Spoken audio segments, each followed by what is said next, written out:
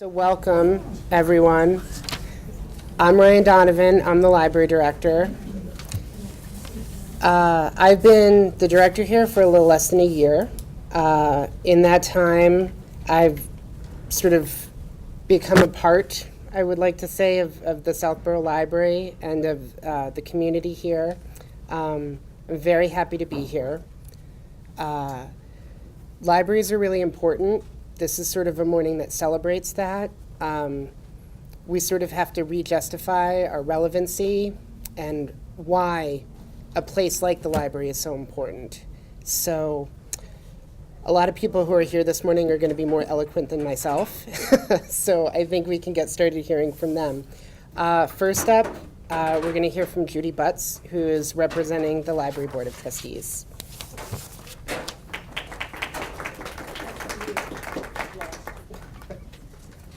I'm going to be the shortest speaker of all. I have about 3 sentences for you.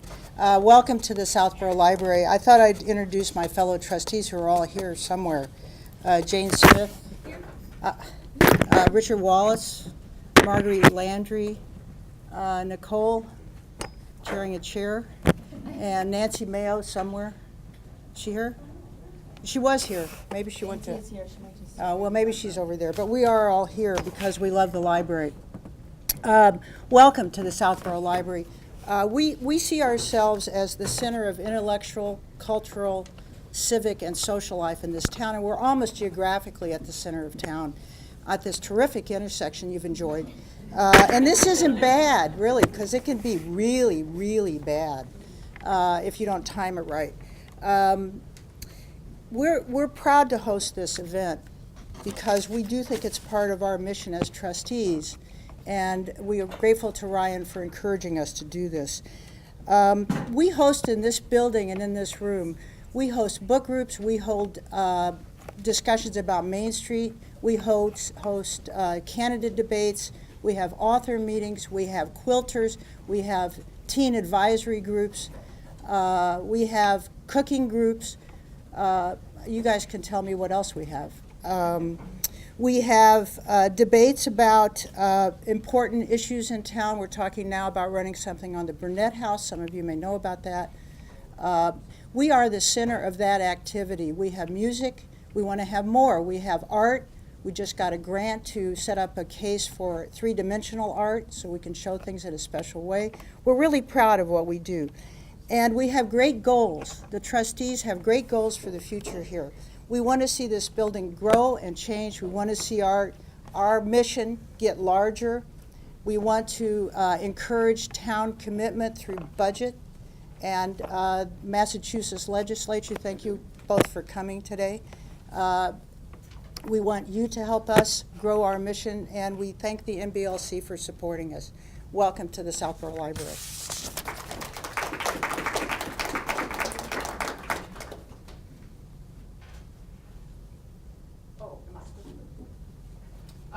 No.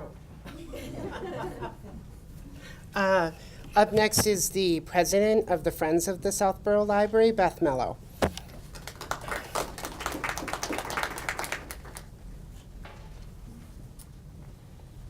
Hi, thank you. I'm here representing, as you know, the Friends of the Southborough Library. I'd like to point out some of our members who are here today. Vice President Amy Yazdani and the valiant head of our book sales, Diana Tremblay. I had a speech, but I apparently misplaced it somewhere, so I'll just try to recap. The Friends of the Library, our function is generally to raise funds to help the library provide services to the community, and the people who support the Friends love the library. Friends are also considered advocates for the library, and it's something that until just yesterday I hadn't thought of as a role for the Friends. Even with this meeting coming up, I wasn't thinking about it because our community seems to support the library. But just this week on a blog I run called My Southborough, I wrote a story about the library, including this breakfast, and got a few comments from people saying the library should be closed. It should be changed to a room in some other public building, that in today's society, there's no real place for a library. And it was just shocking. Now, there were people who responded in disagreement, and there was one comment I want to share that I loved. Part of what she said was, "It is because of the library that I was able to return to school with a house full of kids and study for my nursing exams. It is because of the library that my 12-year-old daughter loves to read. I've been bringing her there since she could walk. She is an avid reader and is largely due to the fact that she was raised with the library being an important part of her life." And, you know, I so rally that idea. I grew up in this library. I moved to town when I was in 7th grade, and I fell in love with the library then, worked there after school, loved it as an adult, but I really came to appreciate it as a parent, because it's as a parent of voracious readers that I know I could never support that reading habit without the library. There's no way I could buy all the books they have read over the years. And it's not just for them and the opening of their imagination, which I love to see, but as a parent, I also found that there was that commercial campaign. There's an app for that. As a parent of young kids, I can tell you that for any problem you have with them, there's a book for that. It's whether it's a book to tell you how to deal with it, or a book that lets you show them through a kid's perspective or a dinosaur's perspective, how to behave in the world, how to treat other people, what rules should be, and also just to see the world beyond themselves and appreciate the life that they have. So I don't see how anybody can love to read or love to educate children and not love libraries. So so going forward, you know, you can expect that if the library needs the Friends of the Library to serve as advocates at town meeting or whatever is going forward, you know, I'm sure that I can speak for them when I say that we'll be there.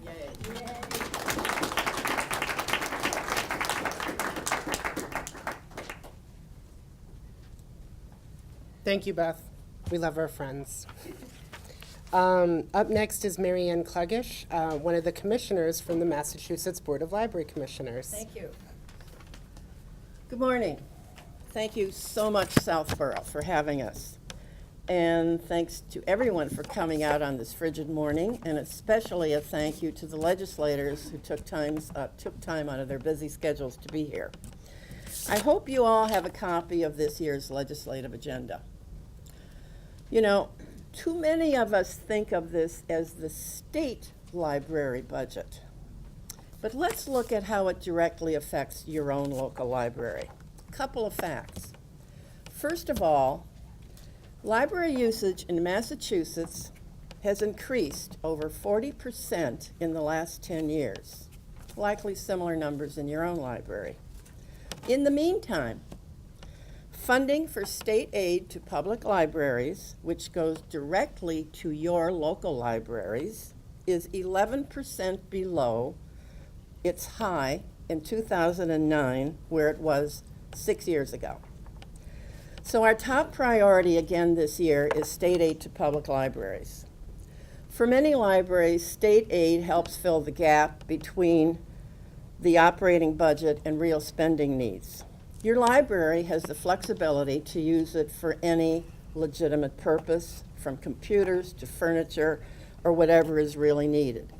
But some libraries have to use state aid just to keep the lights on.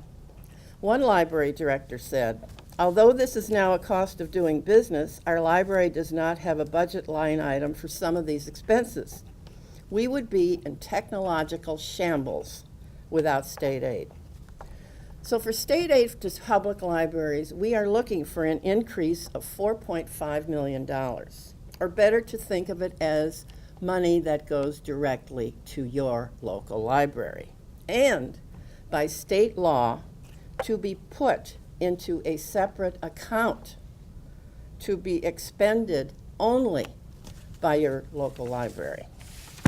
Our other priority is a line item called Networks, Technology, and Resource Sharing. Current funding there is, wait for it, 38% below where it was in 2001.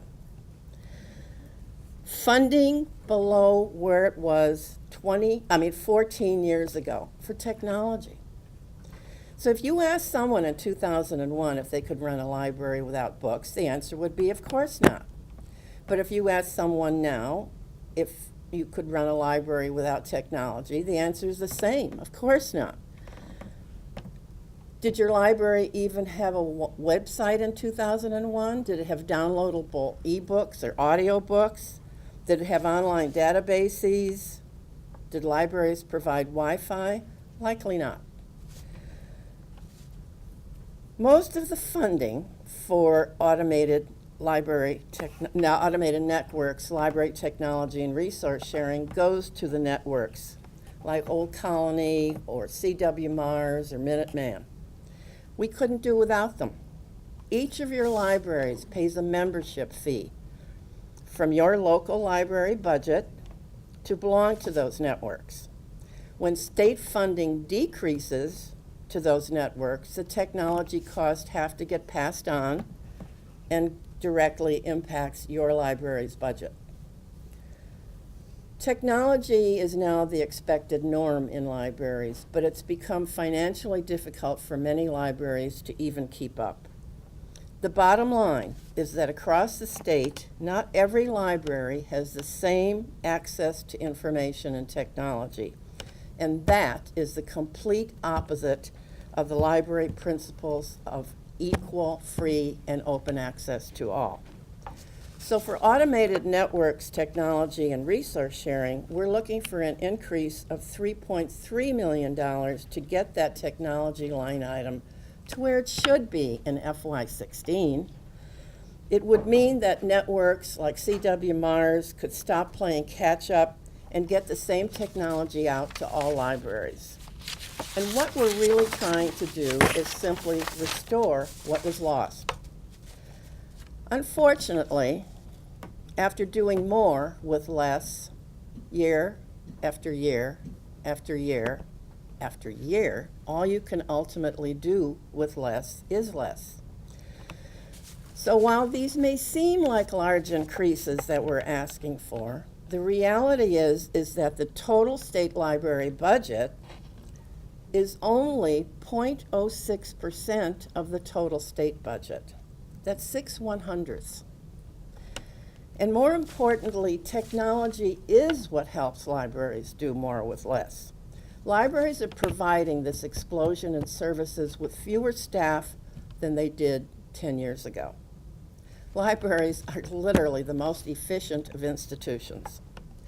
Funding libraries provides economic impact, technology with a return on investment. For instance, public libraries are one-stop partners where those who are least likely to find help with job hunting turn from any other source are able to obtain free help with resume preparation, applying for jobs online, computer skills training, English as a second language and citizenship classes, STEM training, and starting with the very young, early literacy education.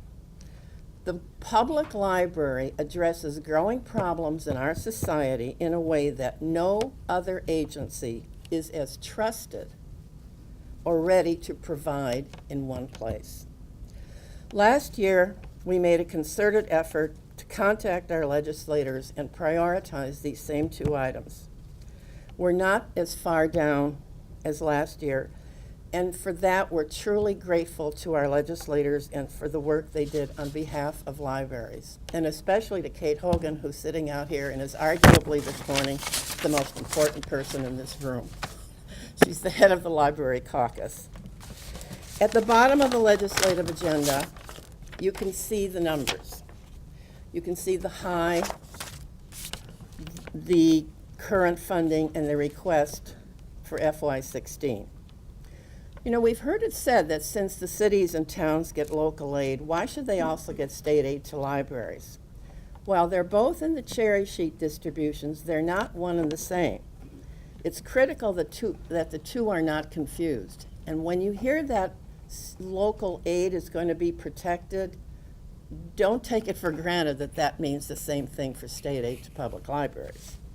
So please, don't let your attendance at this breakfast this morning be the end of it. Take the legislative agenda home. Talk to your legislators. Tell them what you learned here this morning. Make sure to ask for their support and their activism on behalf of libraries. And let's pack the State House on Legislative Day. It's April 1st. It's a lot of fun. Thank you very much.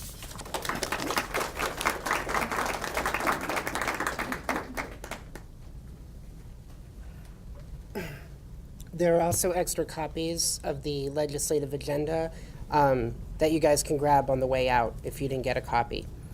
Next is Deb Hoadley, who's the Interim Training and Advisory Services Director from the Massachusetts Library System. Thank you, Ryan. I have to follow Marianne. Well, again, our thank you to the elected officials that are here today for their ongoing support. As it was mentioned, last year we did have an increase. We really made a concerted effort, and as did most of you in the state, helped with that. But our legislators really helped to get those lines passed for us, and we really thank you for that. We thank everybody for joining us today, and thank you to the host library, Southborough, and all the folks. I know it takes a village to put these breakfasts on, and many of you are in the room, and thank you. I also want to recognize one of our Massachusetts Library System board members who's here today, as well as part of our ebook project, and that is Sharon Lux from the Fay School. And we're very happy to have her here today, and she was telling me about a special award that she got for her ebook project participation in bringing ebooks to the school. So that's going to be my theme today, talking about that. So congratulations, Sharon. The Massachusetts Library System wants to help libraries meet the changing needs of its patrons and the many demands on our libraries, as was mentioned a minute ago. And the way to do that is by supporting the legislative agenda. We wholeheartedly support the additional funding to state aid and the network technology, automated network technology and resource sharing lines. An increase to state aid will directly help libraries, as was mentioned earlier, meet the demands of specifically in the ebook category, where circulation just keeps going up. You know, I saw figures of 33%. I've seen figures of 300% in some communities where the demand is so crucial and high right now. MLS and the MBLC are committed to helping by launching the Commonwealth ebook collections to equalize the demands for these ebooks. An increase in the technology line in support of the automated networks will also help to keep these costs down, specifically in this region for the CW Mars networks, and to help support that infrastructure that is needed for statewide ebook platforms. Massachusetts is a national leader in this realm. We are the biggest ebook platform in the country right now, with 340 libraries participating. We're on that national, we've had that trend. Massachusetts can be really proud of the revolutionary things that are happening here.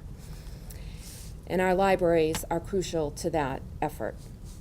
So the Massachusetts Library System is continued to be committed to providing services and materials to libraries and their patrons, helping to meet the ever-changing demands of its patrons and the services that they provide. Again, we support the legislative agenda where it helps libraries provide opportunities for everyone.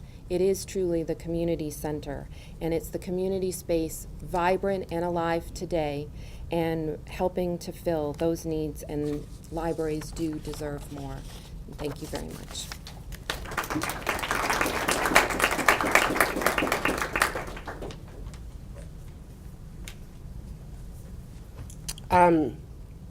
Next up is Dinah OBrien. Did she come in? So there's a change in your program, everyone. Representing the Massachusetts Library Association is going to be the president, Maureen Ambrosino, who's also the director of the Westboro Library.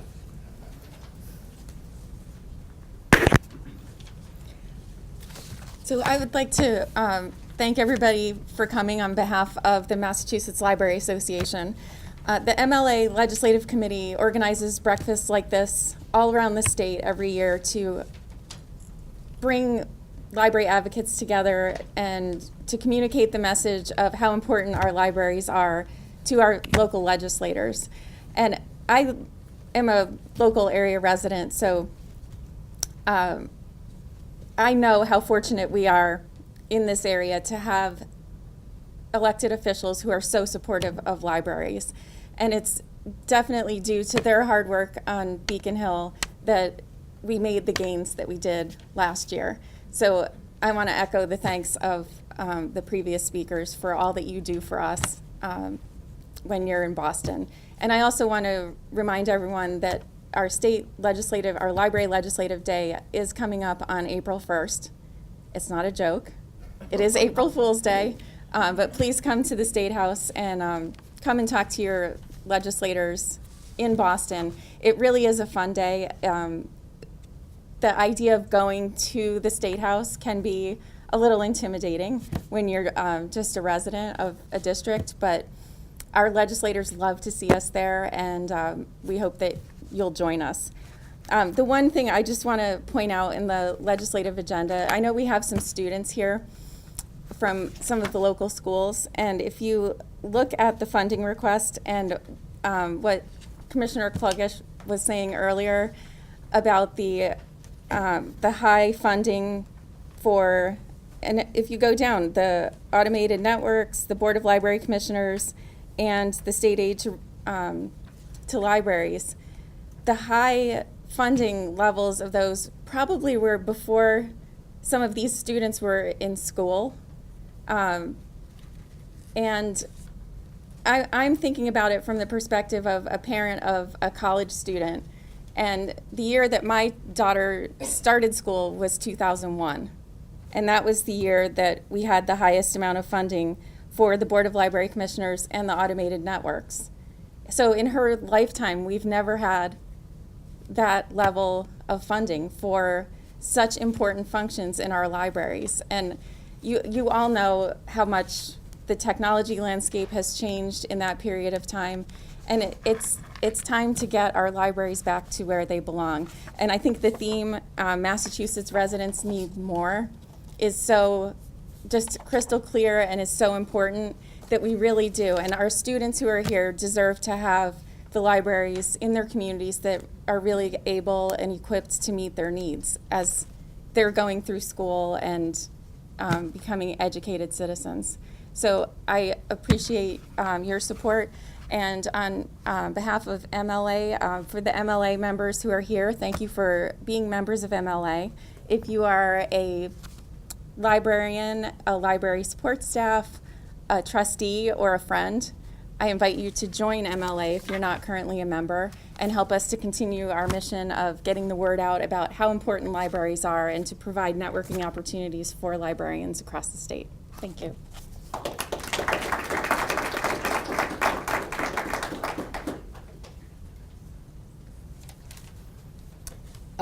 Representing the CW Mars Executive Committee, we have Jennifer Woodward, who's the director of the Whitensville, thank you, Public Library. Whitensville Social Library, which is the public library for the town of Northbridge. Okay, so today I'm here simply to talk about supporting the line 9506 for the automated networks, library technology, and resource sharing. So CW Mars is the automated network for this particular town, Southborough, and for all the towns all the way to the New York border and up and down in the state. So Southborough is the last eastern town for CW Mars. I know the people in Southborough don't necessarily consider themselves Central Mass as much as Metro West, but that's just how it's worked out. So, what I want to say? Okay, what I wanted to say about automated library networks is that they, it sounds boring.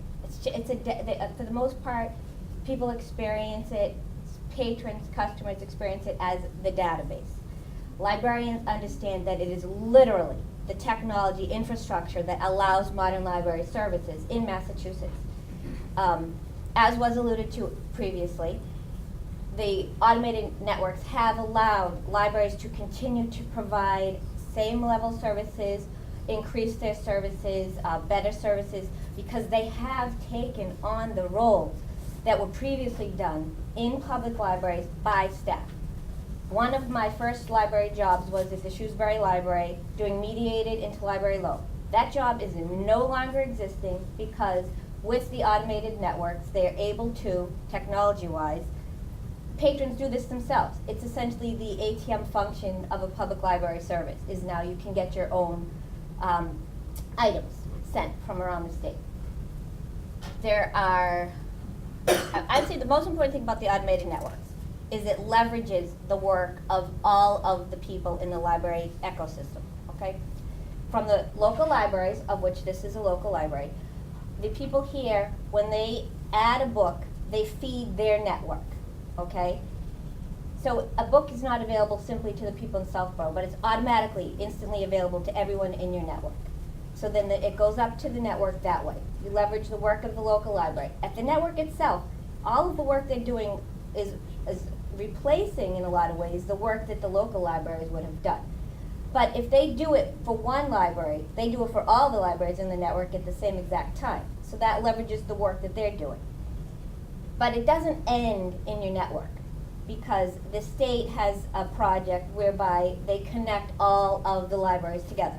And if you've been in the Massachusetts libraries long enough, you know that the current system is actually better than it used to be, the virtual catalog, but it's going to be even better next year, we'll say, with the new Commonwealth catalog. So it doesn't end in Southborough. It goes up to the state level. You can easily check any library, public library in the state, some academic libraries, to see what the items are there. And you can easily request an item from anywhere in the state, and it will come to you. It takes a tiny bit longer, but it's not that much longer. It's a lot faster than it used to be.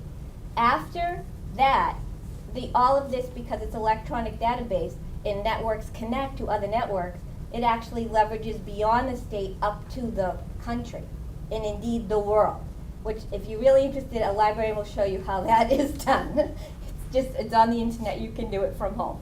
But also something of interest is that the state level projects rely on the automated networks for implementation, okay? They're not gonna build another infrastructure in order to get their state level projects done. They're just gonna go down to the handful of networks and say, help us get it done, because you're already connected all the way down. It's the ecosystem that is so important with the automated network. And the way that I like to think about Line 9506 is it's stealth state aid to the local libraries. If that is not supported fully, it's literally dollar for dollar that the member libraries have to pay to join the network.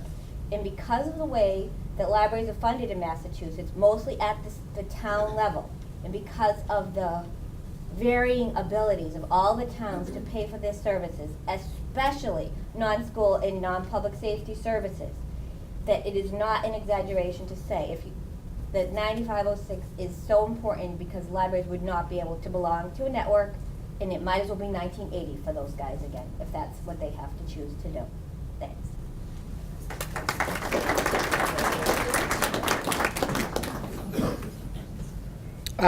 So a few weeks ago, I had the opportunity to go to the Clinton legislative breakfast, and I had the wonderful opportunity to hear Representative Cait Hogan speak. So she's next on the list. She's going to come up and talk to you guys, but you're all in for a treat. So Cait is the chair of the Library Caucus, so she is a very strong advocate for libraries, and I hope you guys enjoy her as much as I do. So.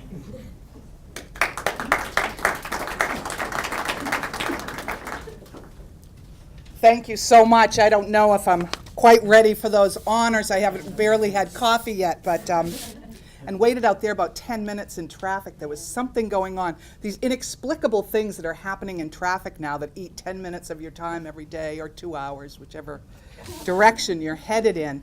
Thank you for being here this morning to support public libraries. I was very honored to become the chair of the Library Caucus a number of years ago because public libraries to me are the very bedrock of democracy, so very vital to our state and our commonwealth, in that anyone in our towns can come in and avail themselves of the books and the ideas and the people on those shelves with just a library card. And I think that sometimes we forget how important that is. In my travels, I go to a number of the councils on aging, and I had this very wonderful woman who was possibly in her mid-90s, who walks to a particular COA once a week, come up to me with tears in her eyes, saying that she had just received her books from the library and wanted me to know how very important it was that she was able to get to the library once a month, that the librarians were so very kind and interested in what she wanted to read, and that they made sure that she got those books every week. I think that, you know, how to underestimate what that means to the people that we serve. It can't be underestimated enough. The other piece of information that I wanted to share with all of you is that in the House of Representatives this year, half of the membership has been there less than 6 years. And I say that to everyone here because I think it is so critical as we move forward and into the budget session, which is really where libraries' fates lie. Our public libraries are always an integral part of the budget process.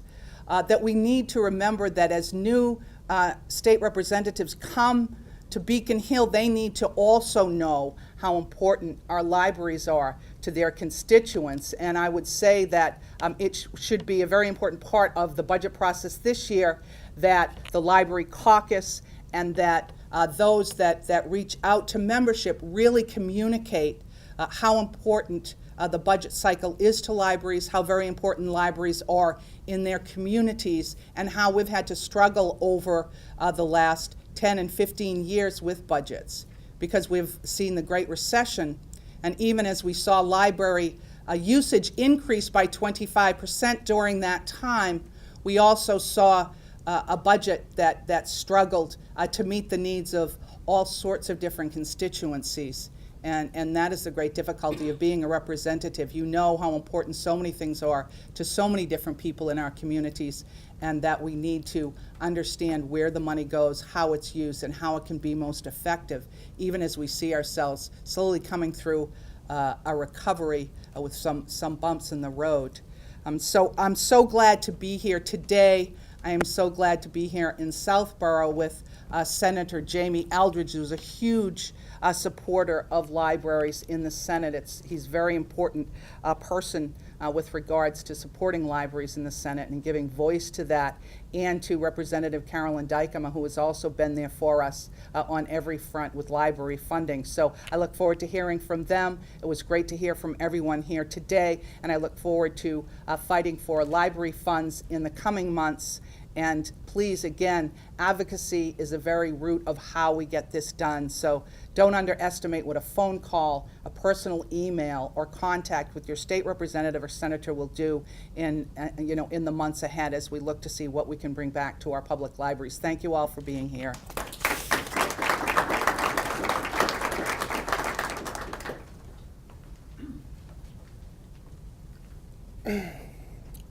I'd also like to thank our local representatives for being here. And up next, we have Carolyn DiCicco, who represents Southborough.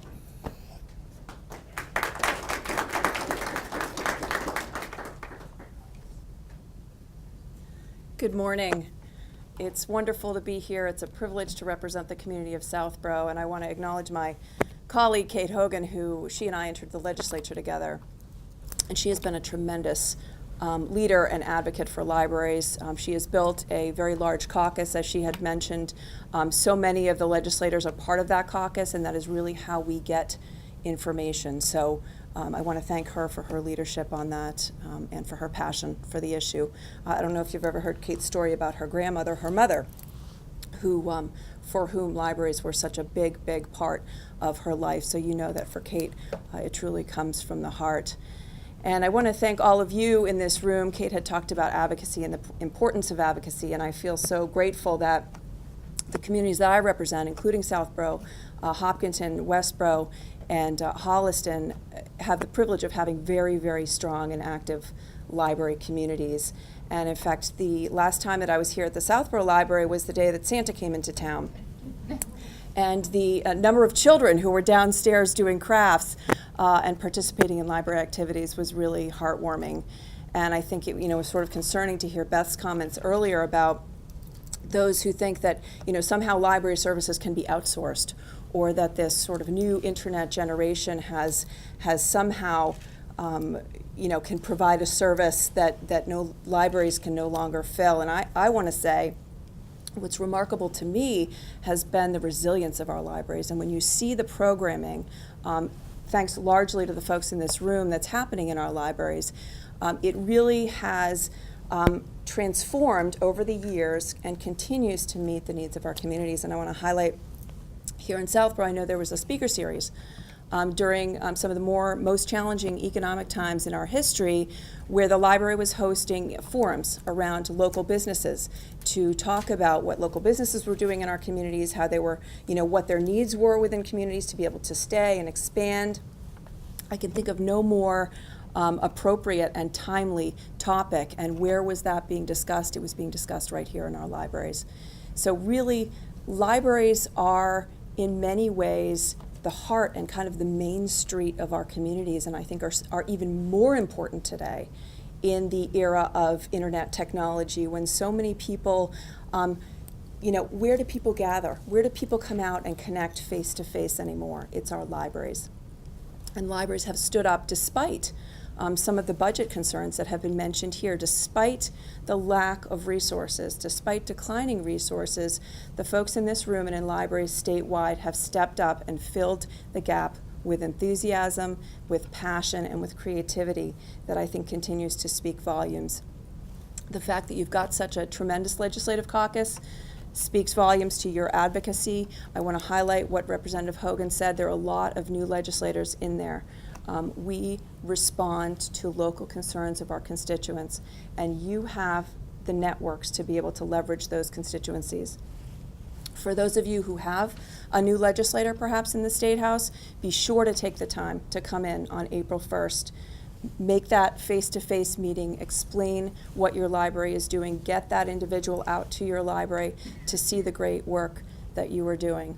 And I want to, in closing, shout out to our Hopkinton Public Library, who is celebrating its 120th birthday and has a whole series of events that's so exciting for the community.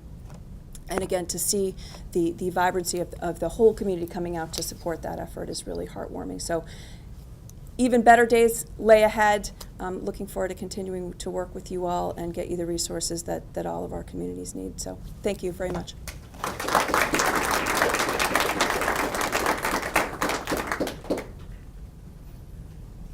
And last, but certainly not least, we have State Senator Jamie Eldridge. So.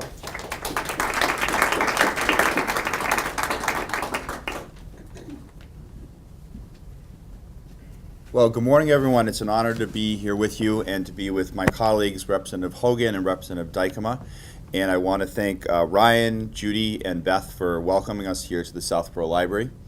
There's not too much to add, but I think what I want to say is that, not to repeat too much what Representative Hogan and Representative DiCicco said, but I think first of all, I do want to commend Commissioner Clubbish for this program, this highlight of where we are with libraries. And although it highlights that there have been cuts to our state funding for local libraries since 2001, I think that the bright picture, if you will, is that in the past 3 years, actually, in large part due to the leadership of people like Representative Hogan, Representative DiCicco, and I think really the whole legislative delegation in this area who are very supportive of libraries. You've had a 3-year increase in almost every category of funding for libraries, whether funding for regional libraries, for local libraries, technological assistance. So we really are moving in the right direction, and I think what you need to do, and it's been said before already, is get out there and communicate that on April 1st. Talk to your legislators really right now as the House and Senate members meet with House and Senate Ways and Means staff. Just so you know, on the Senate side, just because there's been a change in leadership, and sometimes not everybody follows that, but there's a new Senate president, so Senate President Rosenberg, who's been very supportive of libraries, and there's a new Senate Ways and Means chair, so that's Senator Karen Spilka, who's from Ashland. So it's to me, it's exciting, and I think for the whole legislative delegation, to have a senator who is now chair of Ways and Means from this area to focus on better supporting Metro West. So that's very encouraging. And anyone who knows Senator Spilka knows she cares very deeply about local aid, about human services, and is very much a policy-driven person, and I think makes the strong connection between how much we fund our budget and how that connects to important programs and services like local libraries. So I'm feeling very optimistic going into the budget. I'm not sure how much of an increase there will be, but I really think we're going to continue on this path of at least slight increases to these different categories. So I encourage you to get out there and reach out to your legislators. And thank you very much for having me here today. This is a terrific turnout, one of the biggest turnouts I've been to a legislative library breakfast. And keep up the great work, and please keep in touch. Thank you very much.